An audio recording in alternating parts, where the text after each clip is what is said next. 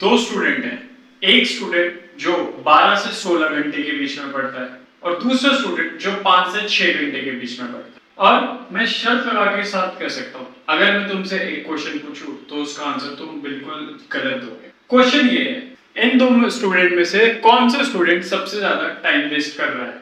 Answer बहुत obvious है कि भैया 5 घंटे वाला, ये तो कुछ करता ही नहीं होगा पूरे दिन, सिर्फ पढ़ा रहता होगा, रील स्क्रॉल करता होगा। और 16 घंटे बाद एकदम जम के मेहनत कर रहा है।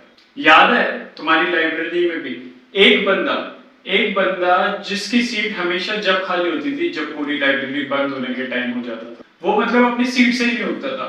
और दूसरा बंदा 6 बजे नहीं, उसने अपना बैग उठाया और वो चल दिया। और बस इसी बिलीफ पे हमारी लाइफ चलती है कि जो ज्यादा देर बैठता है वो तो बढ़िया परफॉर्म करेगा ही, वो तो ज्यादा मेहनत कर ही रहा है।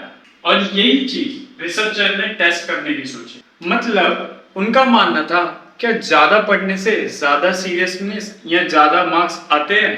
क्योंकि अभी तक सब कहते थे पर किसी ने देखा नहीं था।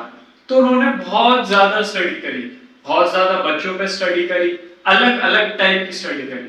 सबका सवाल एक ही था, क्या ज्यादा पढ़ने से ज्यादा मार्क्स की गारंटी है? क्या ज्यादा पढ़ने से ज्यादा फोकस की गारंटी है?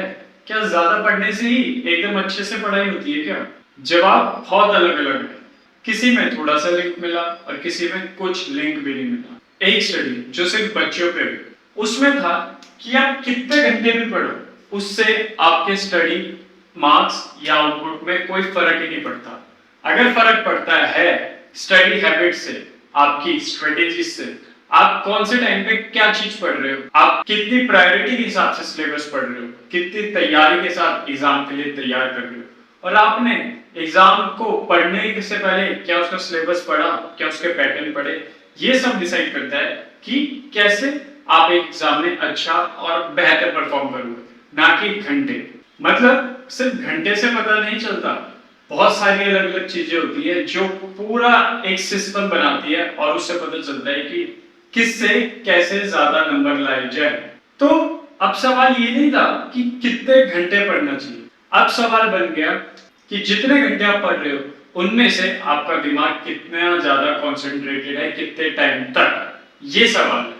तो बड़े बड़े साइकोलॉजिस्ट, बड़े बड़े रिसर्चर ने एक रिसर्च करी वर्ल्ड के टॉप परफॉर्मर पे कि वो कैसे कैसे अपनी फील्ड में इतने ज्यादा बेटर हो गए कि उनसे बेस्ट कोई भी नहीं है।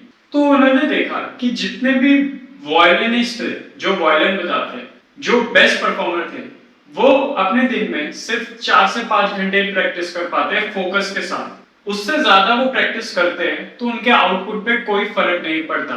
मतलब कि अगर जैसे ये टाइम है और ये आउटपुट है, तो थोड़े टाइम तक टाइम के साथ आउटपुट तो बढ़ता है। मतलब अगर आप 2 घंटे प्रैक्टिस करोगे तो आप ज्यादा अच्छा सीखोगे, 3 घंटे प्रैक्टिस करोगे तो आप ज्यादा सीखोगे, 4 घंटे प्रैक्टिस करोगे तो आप ज्यादा बेहतर करोगे, 5 घंटे प्रैक्टिस करोगे तो और ज्यादा बेहतर करोगे। लेकिन टाइम उसके बाद एक लिमिट के बाद आप कितना भी टाइम बढ़ा लो, 6, 7, 8, 9, 10, आपका जो आउटपुट है वो कांस्टेंट हो जाता है।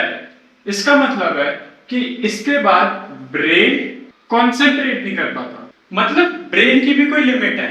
किसी के लिए ये 4 घंटे हो सकती है, किसी के लिए 5 घंटे हो सकती है, किसी के लिए 6 घंटे भी हो सकते हैं। पर यही है, इसके बाद जितने भी आप घंटे और पढ़ते हो, आप प्रेजेंट होते हो, बट आप फोकस नहीं होते। तो पिछले कितने सालों से भी जब आप ड्रॉप कर रहे हो, मैंने भी ड्रॉप करा था, हम समझते हैं कि हम लेजी है तो हम ज्यादा पढ़ने पे फोकस करते हैं। पर द अल्टीमेट गोल इज कि आपको पता करने कि ये मेरे 4, 5, 6 ये जो घंटे हैं वो कब है, मैं कब जितना ज्यादा फोकस रहता हूँ कि जो मैं पढ़ रहा हूँ मैं सिर्फ वही पढ़ रहा हूँ, मैं कुछ प्रोक्रेस्टिनेट नहीं कर रहा। आप इसको एक एग्जांपल से समझिए। देखो, जब आप अपने फोन की बैटरी चार्ज करते हो तो 10 से 40 एकदम स्पीड में हो जाती है, ठीक है। फिर स्पीड 40 से 70 थोड़ी कम हो जाती है, फिर 70 से 90 और कम हो जाती है, फिर 90 से 100 तो बिल्कुल ही कम हो जाती है। तो इसका मतलब है ये जो बैटरी का 100% है वो आपके दिमाग का 6 से 7 घंटे है। उसके बाद आप बैटरी को कितना टाइम भी चार्जर में लगा के रख दो, क्या बैटरी 200% चार्ज हो जाती है? नहीं, बल्कि बैटरी हीट हो जाती है। तो ऐसे ही आप एक लिमिट के बाद जब पढ़ने लगते हो तो आपको लगता तो है कि यार आज तो बहुत ज्यादा पढ़ा, लेकिन इवेंचुअली आपको समझ कम आता। तो अटेंशन और टाइम दो अलग अलग चीजें। आप अटेंशन के पीछे भागो, टाइम के पीछे नहीं। आप भागो कि कौन से 5 से 6 घंटे है जिसमें मैं सबसे ज्यादा प्रोडक्टिव रहता हूं, और अच्छी हैबिट्स, अच्छी रिवीजन टेक्निक्स, अच्छी रिकॉल टेक्निक्स, और ये सारी इन 6 से 7 घंटे में करो फॉर मैक्सिमम आउटपुट। तो अगर ये वीडियो बिल्कुल भी अच्छी लगी हो तो please subscribe to the channel, और अब मैं ऐसे और ज्यादा रिसर्च बेस्ड स्टडी कॉन्सेप्ट्स आपके लिए लाता रहूंगा। तो please subscribe to the channel and have a nice day, make your parents proud. Bye bye.